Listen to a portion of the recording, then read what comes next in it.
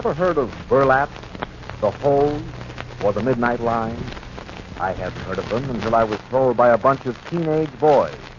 Teenage boys doing time at a place called St. Charles. I'll let them tell you the story just the way they told it to me.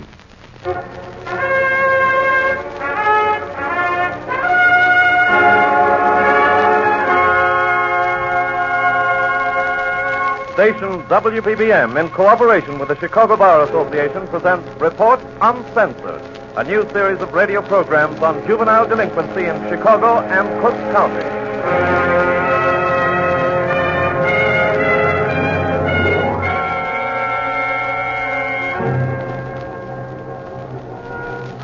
Six months ago, WBBM assigned to writer-producer Ben Parks the task of reporting the true facts behind juvenile delinquency in Chicago and Cook County. We wanted to know why, through the years, all efforts have failed to cut down juvenile crime. Why so-called juvenile delinquency today is higher than its pre-war peak. The report is ready. It's a report of what we can do, what we should do, and what we're not doing for our kids. Parts of tonight's program are actual transcribed interviews. This is something for you to listen to. Report Uncensored.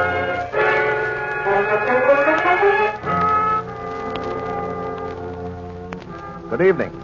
This is Fahey Flynn. Yes, I want the kids to tell this story themselves. I want you to hear them telling it. You wouldn't believe it, hearing me tell it. But you have to believe it when you hear it told by the voices of boys the age of your own son. The flat, dulled voices of Chicago's sons. We've run into an amazing fact. Of the boys who commit offenses serious enough to land them in a state institution, 85% go on into further crime. Get that. Once a boy has been committed for the first time to the Illinois State Training School for Boys, the chances are better than 8 out of 10 that he will later go back to that place or go on to larger prisons. Why? We want to find out.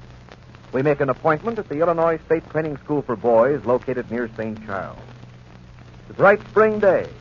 As we drive in the main gate of the school, we remark on the beautiful setting. Rolling green hills, flower gardens, spreading shade trees. The red brick buildings like fraternity houses on a Midwestern college campus. We're to talk with a number of boys. We set up our tape recorder in the back of the school's theater. We ask all school officials to leave so that we can talk more informally and conversationally with the boys. We're here to find out what it is in their particular backgrounds that makes them criminals 8 times out of every 10. We have a preliminary conversation with the first boy and uncover immediately something ugly. We turn on the tape recorder and talk with that boy. How old were you when you first came out here? 12. And how long did you stay that time? First time I stayed 8 months. Mm-hmm. Then they released you then, did they? Yes, sir. And what did you do, go back home? No, sir, I went to a foster home in Chicago, stayed for a month and a half. Then what happened?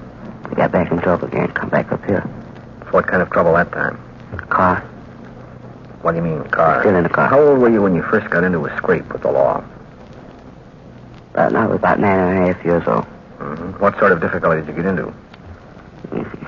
Breaking windows out downtown. Mm-hmm. What happened to you that time? Well, they picked me up and took me to jail, and they let me out for a couple of days. Kept you in jail 2 days? Yes, sir. How do you like St. Charles? Well, it's not too bad, you know. I think we mentioned something about Pierce Cottage. Have you had some experience with it? I was in there once for 7 days for a week. What is Pierce Cottage supposed to be? A disciplinary cottage? Yes, yeah, a punishment cottage. Mm-hmm. And you were there for 7 days? Yes, sir. What sort of punishment do you undergo there? Sometimes the ground on the coal pile. Mm-hmm. Shovel coal? Shovel coal all day, for 6 hours. On Sunday they shovel it. Just enough to fill up the bins. Is it a pleasant place, Pierce Cottage? Or unpleasant? It wasn't pleasant when I was in there. They got a hose over there what they use on the boys sometimes, like when they run away. Or do something real bad, well, they use the hose. Rubber hose, use it as a... No, sir, water hose. A water hose. They turn the water on you? Yes, sir. Has that ever happened to you? No, sir. Have you ever seen it turned on anyone? Yes, sir. What happens?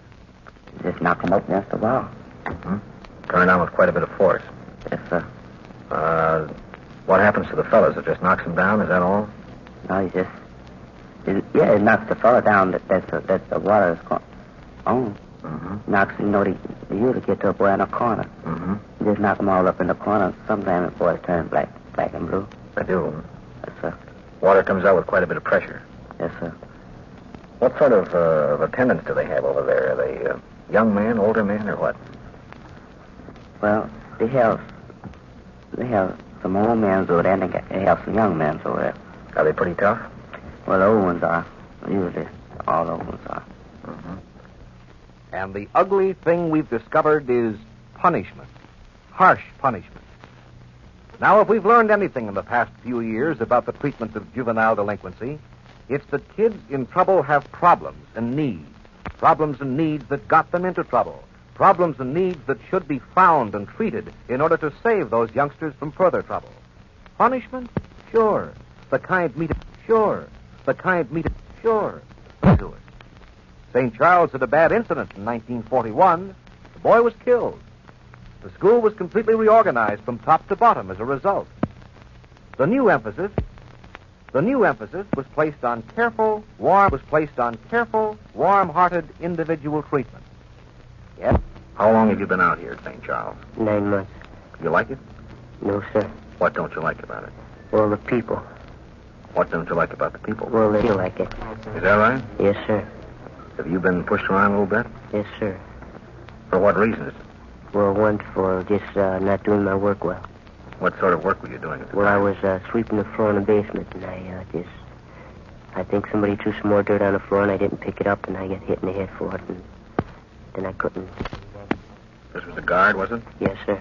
How old a man was he? Well, he's a man about 40. Mm-hmm. Did he hit you with his hand or something Yes, else? fist. Mm-hmm. Knock you down? Yes, sir. Knocked me over the benches. Mm-hmm. Were you alone in the basement at that time? No, sir. How many other people were there? It was most of the boys in the cottage downstairs in the basement.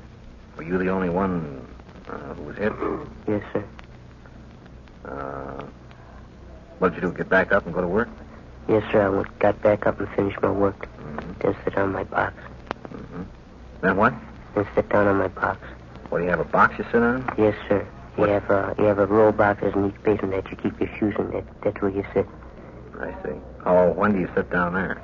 Well, you sit down there as soon as you come down the basement for lunch till he tells you that you can play in the basement. You mean at noon? Yes, sir. Before breakfast, before noon, afternoon, before supper, and at night. About how long do you usually sit there at a time? Well, we sit there till we get our smokes and finish smoking, and then he'll let us go upstairs and play some cards and listen to radio. But we can't make too much noise. Is this the man who's in charge of the cottage? Yes, sir. And about how long do you sit on those boxes at a time? Well, sometimes we sit on there from 6:30 in the evening till bedtime, 8 o'clock. Are you allowed to talk and things of that sort? Yes, sir, unless he puts us on silence for making too much noise. Mm-hmm. Does that happen pretty often? Yes, sir. What do you think of that system? Well, I don't think it's very good. Well, have you ever been punished in any other fashion besides in the basement? Yes, sir, I went to Pierce. What sort of a place is Pierce? Pierce is a punishment cottage. Mm-hmm. What goes on over there? Well, most of the time, you're on strict silence at all times. You shovel coal all day. You shovel it in the morning. You fill the coal bins for the powerhouse. Mm-hmm. Silence all the time. Yes, sir. Anything else that goes on over there? Well, if you get caught talking, you put on line or on burlap. What's line or burlap? What do you mean? Well, line, that means you stand in front of your box with your arms forward and your feet together for about 3-4 hours. Mm-hmm. Does that get a little tiresome? Yes, sir. What's this burlap business? Well, this burlap is there are 4 posters down in the basement. There are what? 4 posters, and they're about 10 feet apart. And you take about 25 to 50 burlap, pile them all up on top of each one another, and you take another one and wrap it around. And you take them, and you just soak them up real wet, and just keep on going around those posters about for an hour. When you get done, you get back aches, you can't do nothing. You mean carry them around? No, sir, just keep on swinging them back and forth on the floor. Mm-hmm. That's quite a job, huh? Yes, sir. You ever have to do that? Yes, sir. Anything else over there? Well, if you get caught fooling around, you get whacked, and if they don't whack you, they put you on midnight line. What's the midnight line? Midnight line is when before you go to bed. You don't go to bed at 8 o'clock. You stand up from 8 to 10. And then if they get you talking, you stand up to 12. And then they send most of the boys to bed at 12 o'clock. And then if you're still talking, they just take you downstairs and beat your head and then send you back upstairs. Who does the whipping? Well, the men in the cottage. There's 2 basement men and a house father in the cottage. 3 men. Mm-hmm. What sort of people are they? Well, the house father is kind of a man that he's hot-tempered. And the basement men are just mean. Mm-hmm. Do they have any other forms of punishment over there? Yes, sir, they got the hose. What do you mean, the hose? The hose is, they take a hose and shove it up in your spine, and you get that when you run away. Or when you just don't get along in the cottage at all. What do you mean, shove it up in your spine? Well, they make you strip your clothes, and they take you in the shower, and they take this. I think it's a 90-pound pressure hose, and they just shove it in your spine and run you up the wall. Then when you put it right up against your back? About 12 inches from your back foot. They just put it up there, and they just keep on getting it to you till you start screaming bloody murder. That ever happened to you? Yes, sir. I get it for fighting. How long did they let you have the hose? Well, I had it about for 4 minutes. How long? About 4 minutes. What happened to you? Well, they rolled me up the wall, and I just started screaming. It just started, looked like if it was pushing out my insides. And then I fell down, and I just was laid there. I couldn't catch my breath. Now what happened? Well, then I got up, and I dried, and they put me in line to supper.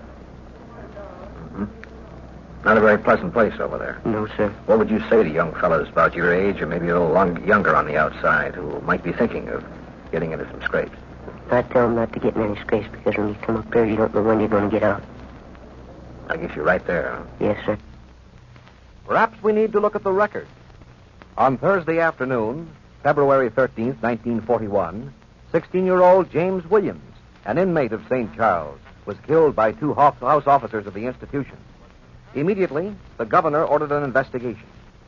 The result of the investigation was an entirely new plan for St. Charles, a plan built on the idea of treatment, a plan that was worked out by a group of over 100 interested and trained citizens.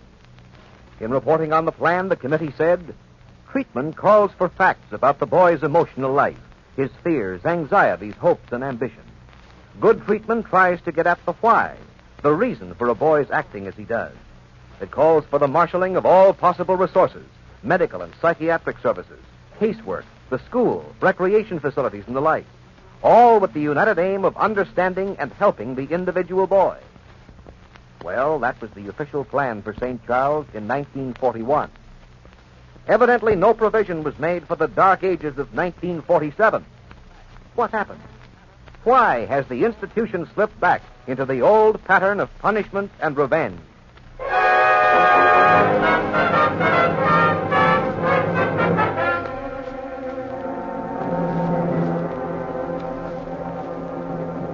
Before we go on with the story of the Illinois State Training School for Boys, listen to what a noted criminologist has to say. We've asked him whether institutions are designed for treatment or for punishment. What can institutions do on treatment and on punishment? Well, institutions can do an awful lot on punishment. That we know. Mm-hmm. Next to death, there probably is no worse punishment than institutions. Institutions can't treat because they're set up for punishment. And you just can't mix the two of them together. I'm not just giving a personal opinion on this. I'd like to throw some stuff over to you and have you chew on it. How would you explain the fact that whatever studies have been made, follow-up studies on kids that have been in institutions, so-called juvenile institutions, state training schools for boys, nothing harsh in terms of reformatories or trying to get away from the stigma of delinquency. These follow-up studies have shown that, with few exceptions, the overwhelming majority of the boys that have gotten out have returned, not only to that institution, but have gone on to reformatories, penitentiaries, the electric chairs, the gallows, and so on. A study was made in this state, I think, back about 12 years ago, in which better than 85% of the boys who came out of state training school were traced on into penitentiaries, etc. All right, it simmers down to this, then, that the public has a choice between punishment or treatment. Is that right? That's right. But we know we have to have institutions. In making them least bad, we can adopt measures to help boys out of their difficulties. Probably we need an entirely new school, a new idea, an idea that treats boys as boys, not tough menaces to society. We can, through intelligent, trained personnel, attempt and keep on attempting to help these boys. They're boys just like your own, boys with the same basic adolescent conflicts that you yourself had. St. Charles has a branch school. It's a brand new place near the small town of Sheridan, Illinois. Sheridan is a school for boys so disturbed they can't get along at St. Charles, boys with more severe emotional problems. The boys are isolated in tiny cells that are called rooms. Sheridan is a prison. It's not a school. We pretty well know what to expect as we talk to this boy at Sheridan. Well, let me see. You were 17 years of age, right? Yeah. And how long have you been in this institution? I've been up here I've been in Sheridan 4 months. I was in St. Charles Fair. Mm-hmm. And were you in St. Charles once before this last time? Yeah. How long that time? 23 months. What do you think the difference is between this place and St. Charles? Ain't much difference, I can see. That this place got separate rooms. Mm-hmm. And are there any special treatments they use in this institution? For doing something there? Mm-hmm. Get the hose. What's that? What do you mean by the hose? Fire hose. How does that work? They put it on you with cold water. Take you down to the basement and put it on you with all the pressure behind you. About how much pressure? Around about 85 pounds. Has that ever happened to you? Not yet. What do you have to do before you merit that sort of punishment? Get an employee. Is that all that'll do it? Yeah. Mm-hmm. Do you think that punishment has any effect on the fellows it's been applied to? No. Mm-hmm. What kind of people do you meet out here? You know, it's different, Ken. Do you think that the sort of people you're meeting are doing you any good? Is it doing you any good to know them, or do you think it might be doing you any harm? Well, in some ways it does good, in some ways it does harm. Most way I can see it, when you come to jail, all you do is learn a new way to do something better. Like when you get picked up, you just learn, not to do it that way next time. Try it another way. Mm-hmm. How long were you in St. Charles the first time? 23 months. What were you in for that time? Running away from criminal school 3 times. Did that 23 months in St. Charles have any effect on you, do you think? Yeah, make you institutionalized. Make you what? Institutionalized. You don't know how to act when you do get out. What specifically do you mean by that? They keep you up there so long, you're just so used to being cooped up when you do get out, you don't know how to act. Did you find that so when you got out? In some ways. What ways did you find that so? You're scared you're going to do something wrong. You're scared you're going to break parole. You don't want to go back to that place. You've been there so long the first time. You figure they keep you there that long and go back again. At least one boy we know of had to be shipped back to St. Charles from Sheridan before he went completely insane. He ran wild one night and smashed his face against the steel door. A thought keeps jumping into our heads. Just how tough does a boy have to be to become committed to this world of dullness and punishment and restriction? What does a kid have to do to be sentenced to months of dreary institutional life, locked up with other boys who talk about their past exploits and plan their future ones, locked up with boys learning to practice sex perversion, locked up with guards who may administer punishment at any time? Just what does a kid have to do? We talked to a 13-year-old at St. Charles. And how long have you been in St. Charles? Well, on the second time, and I've been here about close to 2 months now. How long were you here the first time? 5. 5 months? 5 months and a few days. Mm-hmm. Were you sent out on parole? Yes, sir. Did you violate your parole? Yes, sir. I did school for 8 days. For 8 days? Yes, sir. When you go out on parole, you have to be a regular attendant at school, is that right? Yes, sir. What did you do in those 8 days when you weren't in school? Well, I went to the park and then behind the tracks, played around on the freight cars back there. Mm-hmm. Did your By the family... river. Pardon me? By the river? Mm-hmm. Did your family know you were ditching school? No, my mother didn't. She thought I was going. I left at the same time school always goes, and then I went the wrong way. Mm-hmm. How did you happen to come out to St. Charles the first time?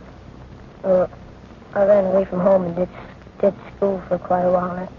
They said something like, well, I had to stay a little long because my dad, wasn't treating us so good at home. When they sent you out the first time, you were sent out because of the fact that you did school? Is that the only reason? And running away from home. And you came out here the first time for 5 months? Yes, sir. Did you ever get into any sort of a scrape? Ever be arrested or anything of the sort? By stealing? Well, for anything at all. Well, for ditching school, they picked me up a couple of times. That's the only offense? Mm-hmm. Yes, sir. How do you get along out here? I get along okay out here. You like it here? Well, not exactly. I'd rather be on the outside. No. Mm-hmm. You don't get to do much out here except play baseball every day, and it's kind of tiresome when you play it so much and the same thing all year round. We got to do a lot of work on Saturdays, all kinds of stuff like that. School lasts a long time, too. It lasts about 8 hours a day. It's a lot more pleasant on the outside. Yes, sir. It's a new experience, isn't it? When you hear the boys talking, you know that these are the voices of boys who might be the pals of your own boy, or perhaps your boy himself. The outlook isn't all bad. If it were, there would be no point in putting on this program. Yes, there are some employees at St. Charles who know that these are boys, with the wants of normal boys and the feelings of normal boys. And those employees are struggling against great odds to bring to the boys some measure of friendliness and some small feeling of understanding and respect. These are the employees, professional and otherwise, who remember the careful treatment plan that was started in 1941. These are the employees who are losing their fight to bring that plan back to life. We talked to an important man at St. Charles. He's an expert in the care and rehabilitation of delinquent boys. He knows what boys need. He knows how to give it to them. And he frankly admits they aren't getting it. Good, understanding care and treatment of their personal problems.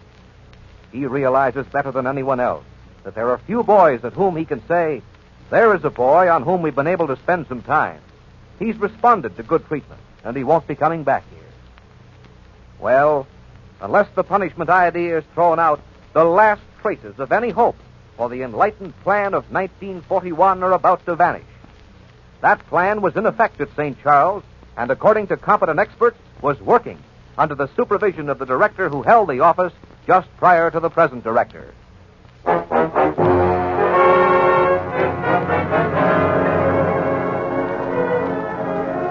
But the problem doesn't end there. This part of the problem concerns you. We've talked to boys in the county jail, to boys at the juvenile detention home, and to young men just out of boyhood at the Stateville Penitentiary at Joliet. They all have the same attitudes toward our corrective and penal institutions. Experts in the field of criminal ahead and give them corrective treatment at the same time. Well, why do we continue to hit them over the head in the face of protests of scientists who have studied the roots of crime? Our penal system exists today because of the ancient idea of harsh justice for criminals. It exists because you demand punishment and revenge on lawbreakers all the way down through the list of criminals and petty offenders, including children. Children who have committed misdeeds as a bad neighborhood, psychological maladjustment, and any of 100 other reasons. Reasons that could affect your child as well as anyone else's. And yet these children are punished before they are given treatment, if they receive any treatment at all. Do you want them punished? If you do, don't expect them to react any differently than you would, with resentment, anger, and fear. And when people fear society, they try to hurt it. Your attitude, the public's attitude, can breed crime. When a child is released from St. Charles with a hurt and frightened feeling clinging all around him, what is your attitude toward him? Do you try to help him readjust to normal life? Try to help him stay away from the influences that got him into trouble before? Try to show him that someone understands him and wants to give him a feeling of security and responsibility? Or do you shun him? Refuse to let your children associate with him? Speak of him as a criminal tough? Force him to turn into the only life left for him, a continued life of crime? If you're an employer, do you give him an even break for a job? If you're a teacher, do you try to give him special attention so that he'll know someone cares about him? If you're a good citizen, how do you react when a committee of irate parents insists that he be refused permission to sit with the rest of the seniors at high school graduation? If you're a policeman, do you try to act friendly toward him, or do you pick him up every once in a while, just on suspicion? Unless your attitude to these questions is the same as it would be for a kid in whom you're warmly interested, you're helping to breed crime. If a kid is shunned, refused jobs, tailed by police, if he's pointed at and suspected and referred to as a criminal, if he's kept away from making a decent living, if he's expected to lead a criminal life, and if he's given punishment instead of understanding treatment on the occasion when he is in trouble. Well, I'm sure you get it. I'm sure you understand a little better why it's almost impossible, once he started, for a boy to get out of crime. Our job, the task we've set for ourselves in this series of radio programs, is to bring you the facts. We're letting you know the story of juvenile delinquency in Chicago and Cook County. This is the true story.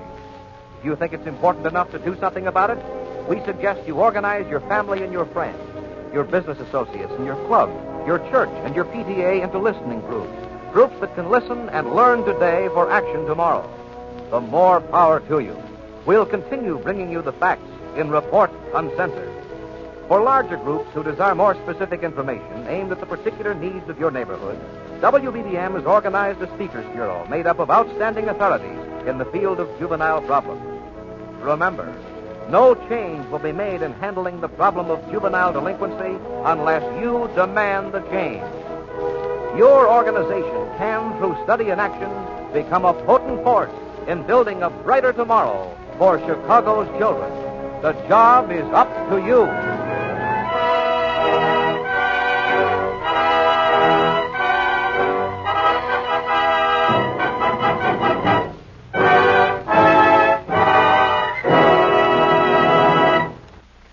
A new radio series on juvenile delinquency in Chicago and Cook County. Interested individuals or groups who desire further information on the Speakers Bureau may write to Report Uncensored, care of WBBM, Wrigley Building, Chicago, Illinois.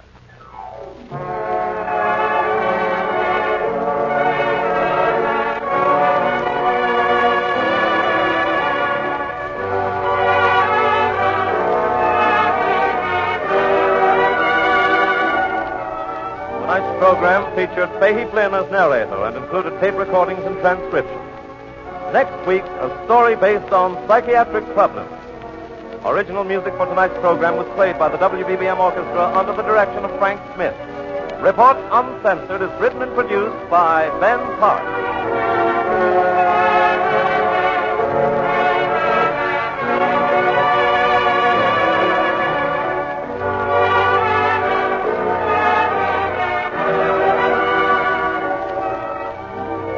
Tony Parrish speaking. This is the WBBM Air Theater, Wrigley Building, Chicago.